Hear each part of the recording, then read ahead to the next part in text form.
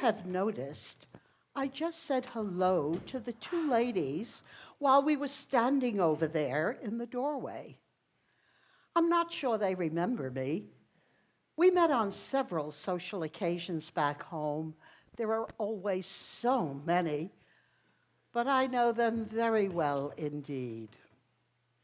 These two American ladies, Mrs. Slade and Mrs. Ainsley, both well cared for and middle-aged, have finished lunch with their daughters. It appears that they have decided to spend some time on this Roman restaurant terrace. They like to admire, you see how they admire each other, and then look out across this eternal city with benevolent approval at the glories of the Palatine, the Forum, and the Colosseum. And as we all enjoy this glorious view, we overhear their departing daughters' voices from below. Jenny, come on. Let's leave those young things to their knitting. Now, Babs, do you think they're really knitting? Well, I mean figuratively. After all, we haven't left the old gals much else to do. Barbara, is that what our daughters think of us? Not us individually, you must remember that. It's just the collective modern idea of mothers. And, you know, well, you never know. And you know, we certainly have a great deal of time on our hands. And, you know, sometimes I just get tired of looking, even at all this. Well, I don't see why we shouldn't just stay here. After all, it still is the most beautiful view in all the world. It always will be to me. Grace Ainsley was always so old-fashioned. Well, it's a view that you and I have been familiar with for a good many years. I mean, after all, when we first met here, we were younger than our girls are now. You remember? Oh, yes, I remember. Okay, look, that head waiter, he's wondering what to do with us. Oh, well, I'll cure him of wondering. Waiter, my friend and I would like to continue enjoying the view if it doesn't disturb the service. Oh, of course. Please, no trouble at all. Enjoy the view. It's one of the most beautiful in all of Rome. I'd like to remind you that our food service begins at 6 o'clock. Now, if you stay for dinner, not only will you have a fabulous meal, but you'll have a beautiful spot to watch tonight's full moon. Enjoy. Well, Grace, why not? We could do worse, and I suppose there's no telling when the girls will be back. Do we even know back from where? I don't. Oh, I think those young Italian aviators, the ones we met at the embassy, I think they're flying them to Tarquinia for tea. Yes, and I bet they will wait and fly back by moonlight. Moonlight. Moonlight. What a part it still plays. Do you think that they are actually as sentimental as we were? I've come to the conclusion that I don't know what they are, but perhaps we didn't know each other too well when we were their age. Well, perhaps we didn't. I never should have supposed you were sentimental, Alida. Well, perhaps I wasn't. You know, Alida Slade and Grace Ainsley have been intimate since childhood. And for a moment they sit and must be reflecting how little they know each other. I'm sure each has a label to attach to the other's name. Mrs. Delphin Slade would have told herself, or anyone who asked her, that Mrs. Horace Ainsley 25 years ago had been exquisitely beautiful. No, you wouldn't believe it, would you? Although she is still quite charming and distinguished. Oh, but as a girl, she was absolutely exquisite. Oh, far more beautiful than her daughter, Barbara. Although I must say, Barbara, she certainly does have her attributes. She has what you call edge, as they refer to it. I wonder where she got it. And Horace Ainsley was the duplicate of his wife, Grace. Both good-looking, irreproachable, exemplary model citizens. As Alida Slade's neighbor, very little of life's coming and going of the pair escaped her. All the moving, buying, travels, anniversaries, Alida watched it all. In fact, Alida had grown so bored with it by the time her husband, Delphin, made his big coup on Wall Street that she thought, Well, I'd rather live opposite a brothel for a change. At least one might see it raided. the idea of seeing Grace raided was so amusing that she let it slip out at a women's lunch. It made a hit and it went the rounds. She sometimes wondered if it had crossed the street and reached Grace. She hoped not. And then a few years later, not many months apart, both women lost their husbands. There were the appropriate exchange of condolences and a brief renewal of intimacy in the shadows of their mourning. Now, after another interval of what must be several years, they've run across each other in Rome at the same hotel. Each of them the modest appendage of a noteworthy daughter. The similarity of their lot has drawn them together. In our day, it must have been tiring to keep track of daughters. Well, yes, I suppose it was. But now I think it would be a little bit dull not to. Alida felt the drop in status more than Grace. It was a big drop to being Slade's widow from the wife of a corporate lawyer, always on the international scene, impromptu entertaining of eminent colleagues from abroad, entertaining that was so handsomely reciprocated, and the amusement of hearing in her wake, "What? That handsome woman with the good clothes and the eyes is Mrs. Slade, the Slade's wife?" Really, generally, you know, the women of celebrities are such frumps. Yes, being the Slade widow was dullish business. And now there's just nothing left but to mother my Jenny. And Jenny, well, she's such a perfect daughter. Now, if I had Babs Ainsley, I'm sure life would be quite different and not so dull. Jenny Slade, who was younger than her brilliant friend Babs, was a pretty girl, but to her mother a little boring. I almost wish that Jenny would fall in love with the wrong man. Then she would have to be rescued, outmaneuvered, watched.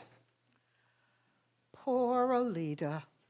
It was Jenny who watched over her mother, kept her out of drafts, made sure that she had taken her medicine. Grace Ainsley was a bit less articulate than her friend, and her mental portrait of Mrs. Slade was slighter and drawn with a fainter touch.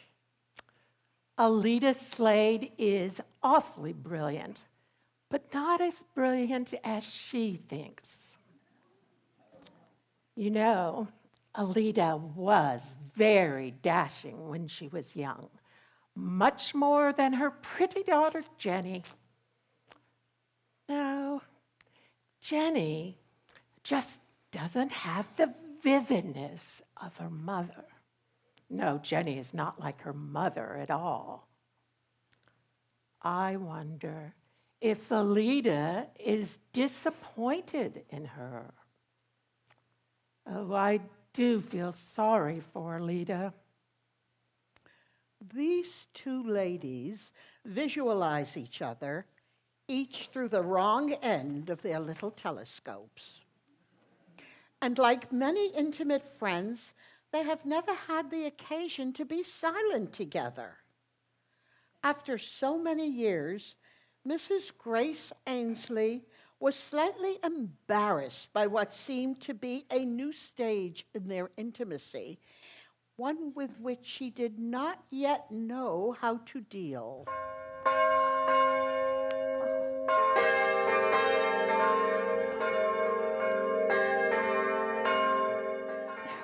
Well, it's 5 o'clock already. Yes, there is bridge at the embassy at 5. Well, I was just thinking. I was thinking about how Rome stands for so many different things to each generation of travelers. Well, to our grandmothers, Roman fever. To our mothers, sentimental dangers. Oh, how we used to be guarded. But to our daughters, no more danger than just a casual stroll down the middle of Main Street. Oh, I don't think they even know what they're missing.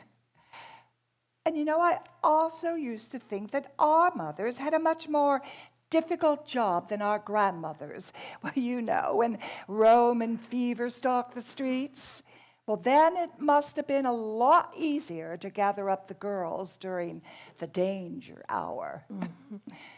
But when you and I were young, with such beauty calling and the call of disobedience in the air, and no more risk than just catching a cold during the cool hours of the evening. Well, I think that our mothers, they used to have a much more difficult time keeping us in. Didn't they? 1, 2, 3. Slip 2. Yes, they must have. Well, how could you knit in the face of all of this? It's all very well to say that our girls have done away with sentiment and moonlight. But if Babs Ansley isn't out to catch that young aviator, the one that's a Marquesa, then I don't know anything. And, well, I was just wondering, Grace, if that's the reason why you always liked the two girls to go everywhere together. My poor Jenny as a foil. What? Really? What are you thinking? Well, nothing. Well, yes. I was only thinking about how your Babs carries everything before her. And that Camporelli boy, well, he is one of the best matches in Rome. And don't look so innocent, my dear. You know that he is. And I was also wondering, well, forgive me, Grace, I've always wondered this, that how such two-stage characters as you and Horace ever managed to produce someone so dynamic. I think you overrate Barbara, my dear. Oh, no, I don't. I appreciate her. And perhaps I envy you a little bit. Oh, well, my girl, she's perfect in her ways, and I suppose if I were going to be a chronic invalid, I would much rather be in Jenny's hands. But I've always wanted a brilliant daughter, and I could never quite understand why it was that I got an angel instead. My Barbara is an angel, too. Oh, well, of course she is, but she's got rainbow wings. Well, so here we are, here we sit. And I must say, it certainly does bring back the past, and all just a little bit too acutely. Well, I am sure that Babs Annesley is going to come back engaged to that Italian boy. And then Grace is going to sell her home in New York, and she's going to move to Rome to be near them. Oh, she's going to have just the perfect people over for her bridge parties, her cocktails, and I could just see it, a perfectly serene old age, surrounded by her grandchildren. Oh, shame on me. I must not think so unkindly of Grace. Why can't I rid myself of these jealous feelings of her? Oh, look, the sun is setting.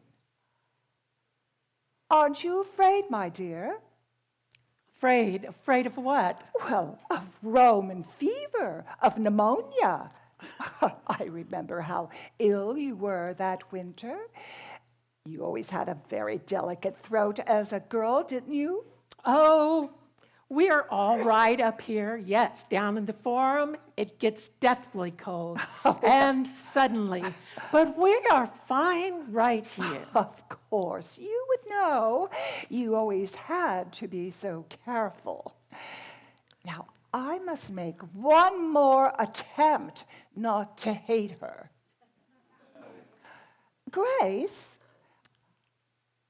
whenever I look at the Forum from up here, I always remember that story about a great aunt of yours. She was a dreadfully wicked great aunt, if I could remember correctly.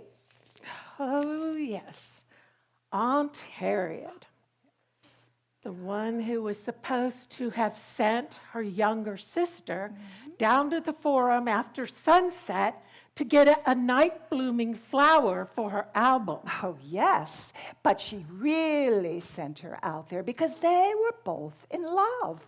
Both of them in love with the same man. Wasn't that it? Well, that was the story. I mean, they said Aunt Harriet confessed it years later. And Mother used to frighten us with that story about the younger sister because she got the fever and she died. Oh, Mother was so frightening when we were children. Well, you frightened me with it that winter that you and I were here as girls. The winter that I was engaged to Delphin. Did I? Did I really?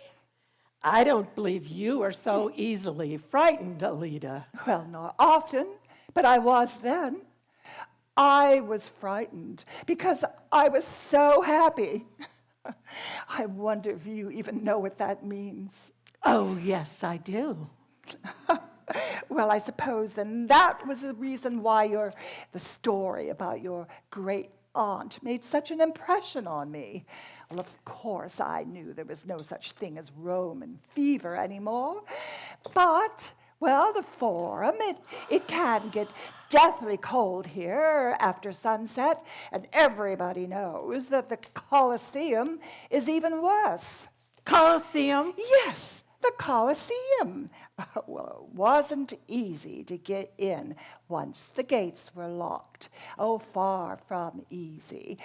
Yet, in those days, it still could be managed, and lovers met there who couldn't meet elsewhere. But of course, you knew that. I don't remember. You don't remember. So you don't remember going to visit some ruins or other one evening after dark and catching a chill? You were supposed to be going to see the moon rise. And everybody said that that was the evening that caused your illness. Did they? It was all so long ago. Well, yes, of course, and you got well again, so it really didn't matter.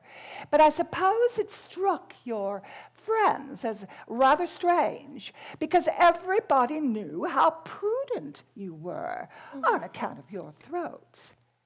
And yet, you went out that evening sightseeing in the dark, didn't you? Perhaps I did. I mean, even the most prudent girls aren't always prudent. And what makes you think of it now?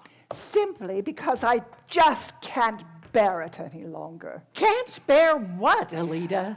I can't bear the fact that you don't know that I've always known why you went out there. Why I went? Yes, you think I'm bluffing, don't you?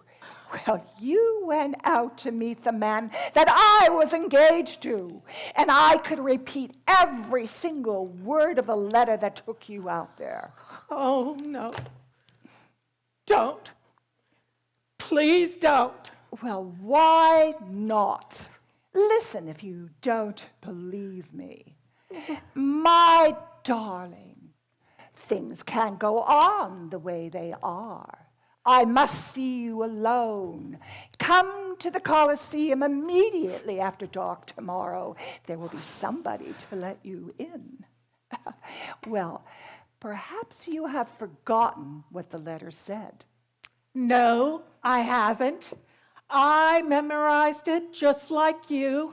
And the signature. The signature. Only yours, Delphin Slade. Well, that was it, wasn't it? I'm right, aren't I? That was the letter that took you out after dark. Well, I don't know how you know. I burned that letter at once. Well, yes, of course you would. You're so prudent. And if you burned that letter, you're wondering how on earth I know what was in it, don't you? Well, I know what was in that letter because I wrote it. You wrote it? Yes, I wrote it. Oh. Oh. I horrify you, don't I? I wasn't thinking of you. I was thinking that it was the only letter I had from him. And, oh. And I wrote it. That's right, I wrote it. But I was the girl that he was engaged to. Did you remember that? I am not trying to make excuses. I knew you were engaged. And still you went. And still I went. Well, I found out. And I hated you. Hated you. Do you understand that? I knew that you were in love with Delphin. And I was afraid of you. Afraid of your quiet ways, your sweetness, well, I just wanted you out of the way, that's all. Just for a few weeks until I could be sure of him. And so in my fury, I wrote that letter, and I don't even know why I'm telling you this after all these years. Well, I suppose it's because you've always gone on hating me. Well, perhaps, because I just wanted it out of my mind. Well, I'm actually glad that you destroyed the letter. And of course, I never wanted you to die. You must think me a monster. I don't know. But it was the only letter I had. And you say he didn't write it? See? You still care for him. Oh, I care for that memory. You tried your best to get him away from me, didn't you? Well, you tried, and you failed, and I kept him, and that's all. Oh, yes, that's all. Oh, now I wish I hadn't even told you. I had no idea that you still had feelings for him. I actually thought that you would be amused it happened so long ago, and I I had no reason to even think that you took the note seriously. I mean, how could I? Particularly when you ran off and you married Horace Annesley just 2 months later. You barely got out of bed and your mother rushed you off to Florence and married you. I must say that people were just a little bit surprised about that. They wondered at it being done so quickly.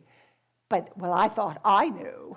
Yes, I thought you did it at a peak. Just so you could say that you got married before Delphin and me. Oh, Well, kids can be so silly, and they could do the silliest things for the most serious reasons. And believe me, you marrying so quickly certainly convinced me that you never really cared. but yes, I suppose it would. And I suppose that I did it as sort of a joke. A joke! Well, yes. You know, girls, they could be ferocious sometimes, girls in love especially. And I remember laughing to myself all that evening, thinking of you out there in the dark, waiting, dodging out of sight, listening for every sound, trying to get in. Well, of course, I was upset later on when I heard that you were ill afterwards. But I didn't wait. He arranged everything. Delphin was there waiting for me. We were let in at once. Delphin was there? They let you in? Oh, now you're lying. But of course he was there. Naturally, he came. Well, came. How did he even know to find you there? You must be raving. But I answered the letter. Oh, my God.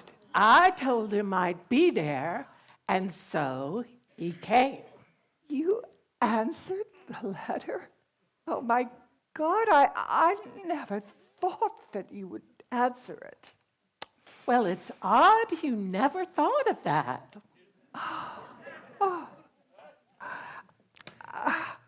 I was blind with rage.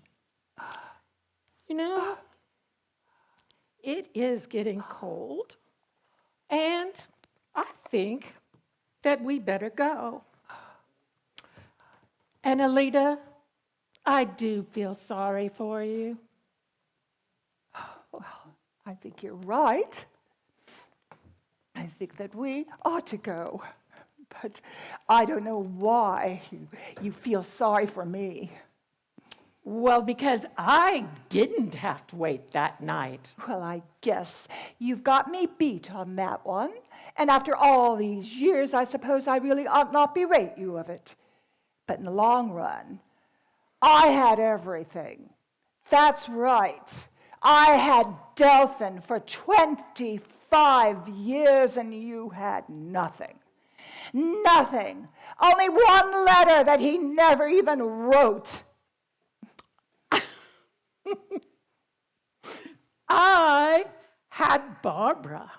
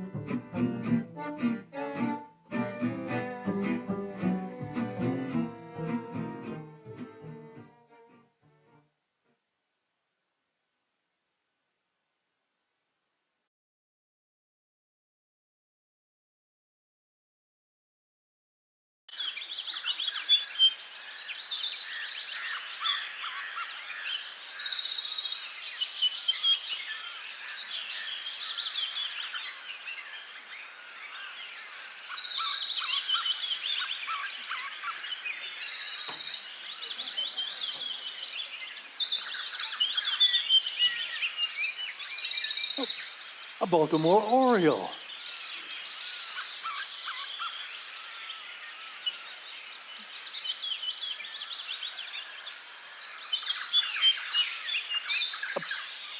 A bobolink.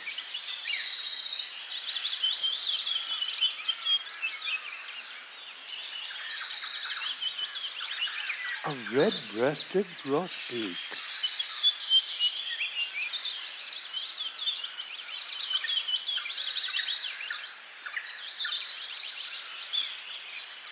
A black-billed cuckoo. Grace, I saw a black-billed cuckoo.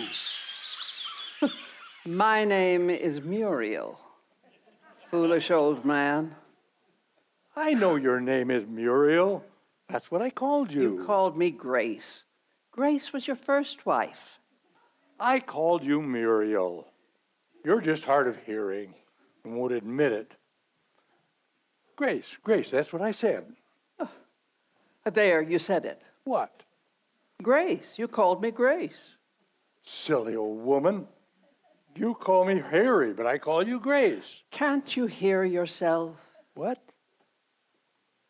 What? What? I said, can't you hear yourself? Of course I can hear myself. It's you that can't hear. I say you call me Harry sometimes, your second husband, and sometimes George, your first. I never did. You're saying that because you call me Grace.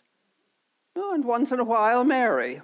You just don't hear. What's my name? Silly question. Muriel? Yeah, you're Muriel. Yeah, Grace was my first wife, and Mary, way long ago. Oh, Mary was before Grace. No, she wasn't. Oh, she was. I should know who my first wife was, damn it, woman. That's safe. Just call me woman. We won't get confused. It's not very flattering, but it's better than being called the names of your other wives. My name is Muriel. Your name is Harry. Did you hear? You call me Harry. Pot calling the kettle black. Oh, you got me confused, that's all. You could always mix me up. Back then, we were going to Europe. We've never been to Europe. Oh. That was Harry. You and I went to Europe. We did not. Grace and I went to Europe on a honeymoon. That's when I had some money, back before women took it all. I've been to Europe with you. You and Harry went to Europe. I went to Europe with George, too. Yes, well, I am Herbert. And we've never been to Europe? Singly, not together. I think you've forgotten. I think we have. I've got a perfectly good memory. Oh, you can't even remember my name. You and I were in Venice together. You're ashamed to remember because of the scandalous good times we had. You loved me then. I didn't love you in Venice, having a scandalous good time with whichever one it was, Harry or George, or which was it? It was you. I've never been to Venice in my life. Oh, yesterday you said never been to Chicago, and I proved you wrong on that. Your second daughter by your first wife died there. We went to the funeral. Grace? The daughter's name? No, the daughter, Grace's girl. Grace wasn't your first wife. Mary was. Were you there?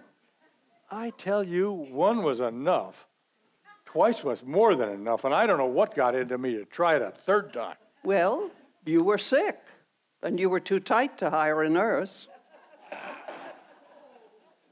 So you married me. I got well. Why didn't I kick you out? Oh, now don't cry. You know I don't mean it. You were always crying. No. You were always crying. Cried buckets at our son's wedding. Took something awful. Well, we didn't have any children, and I don't cry. That was Mary. I'm Muriel. It's no wonder I'm confused, which I'm not. But you all the time saying Grace, Mary, Muriel. I'm just trying to straighten you out. What difference does it make? I answer when you call me Bernie. Oh, I never called you Bernie. I maybe once or twice called you Harry. But when I woke up sudden like and didn't know where I was, but I never knew a Bernie. Bernie. Never heard of him. He'd be pleased to hear that. But who was he? You were carrying on with him when I met you. I was married to Harry when you met me. And carrying on with Bernie. Oh, you were... But he cleared out. That must have been Grace. You were carrying on with? No, Grace must have been carrying on with Bernie. Grace wasn't married before. I was her first. Not married, carrying on. She was married to Harry and carrying on with Bernie. You said she wasn't married before. You were. What day of the week is it? What's that got to do with it? You can't remember anything anymore. Senile old man. Bernie Walters. That's him. Who? Bernie Walters. I never heard of him. You just said his name. Well, you've been saying it here for an hour. I just repeated it. You said Bernie Walters. I said I never heard of him. And besides, I wasn't married to Harry when I met you. It was George. If I'd been married to Harry, I wouldn't have looked at you. Fine, strapping man. May he rest in peace. Oh, what he did in Venice. You see, it was Harry in Venice. Of course it was Harry in Venice. You said it was me. You? Huh. You wouldn't have had it in you to do a thing like that. What? A thing like what? Don't be jealous of a dead man. I've done my best to forget him, George, like I promised when I married you. I'm Herbert. Do you keep repeating it so you won't forget who you are? You called me George just now. Can't you hear? Well, a hearing aid's a cheap thing. See here, Grace. I'm Muriel. You talk about me. What about you? Muriel. I'm Muriel. Cuckoo. Where?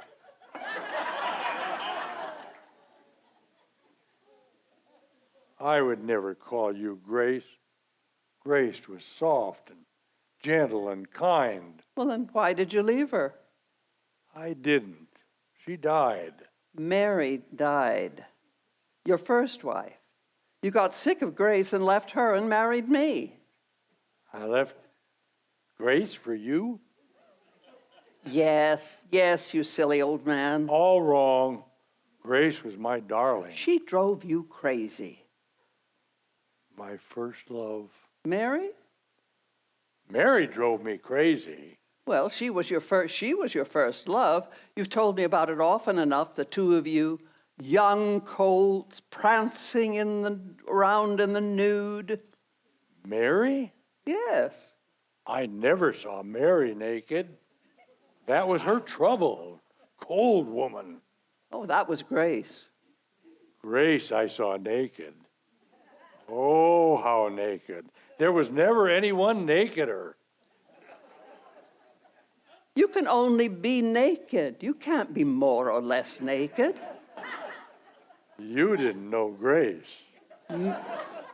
Mary, I did know Grace. Naked? Oh, keep a civil tongue in your head. I never saw you naked. No, and not likely to. What'd be the point? You couldn't do anything about it. Oh, that's what you think.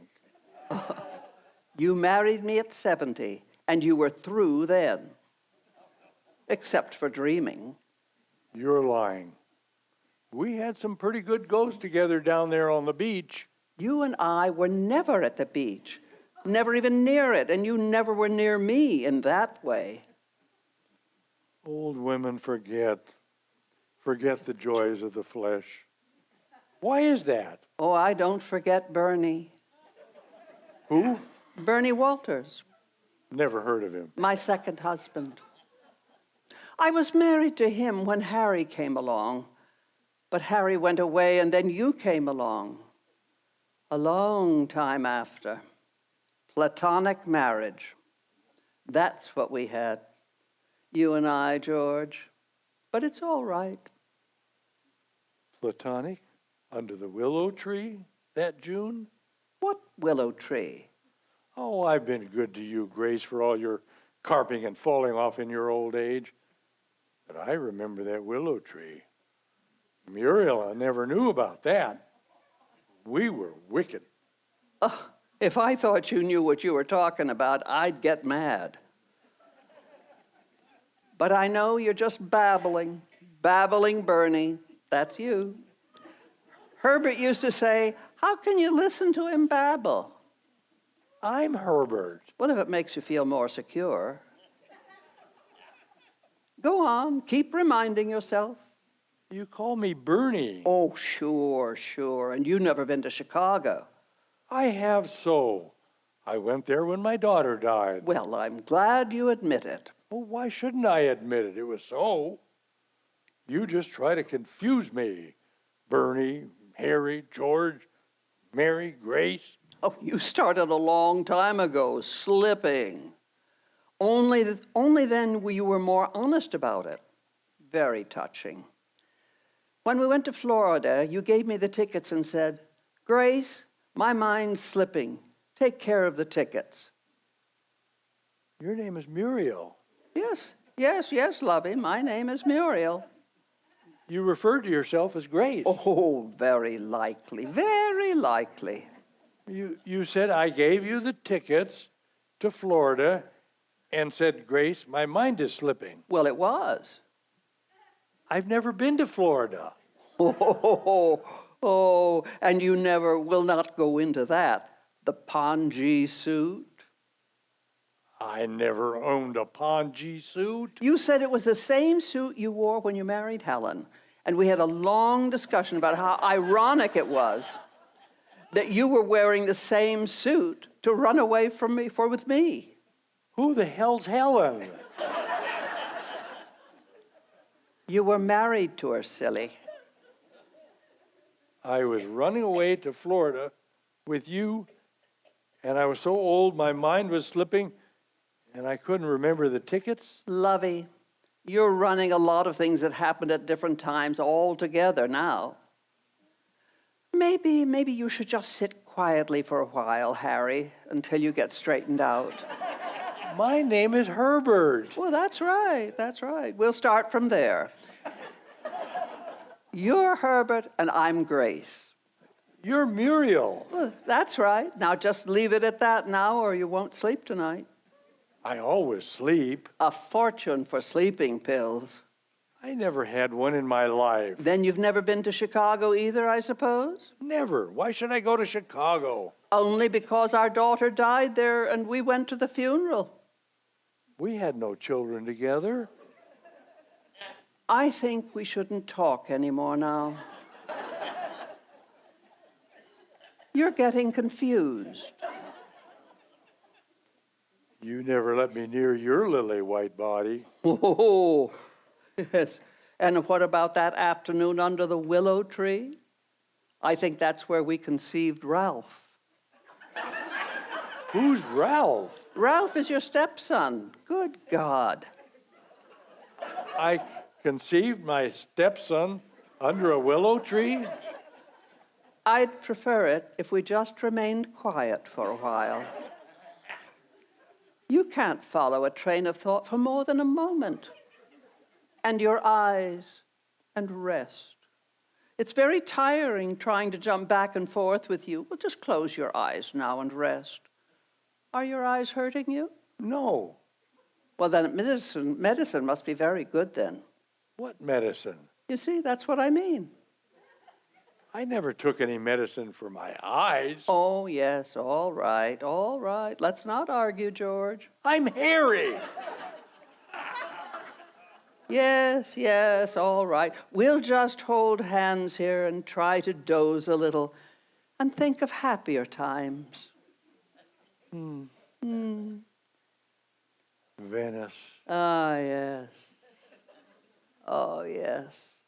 Venice. Oh, you were so gallant, if slightly shocking.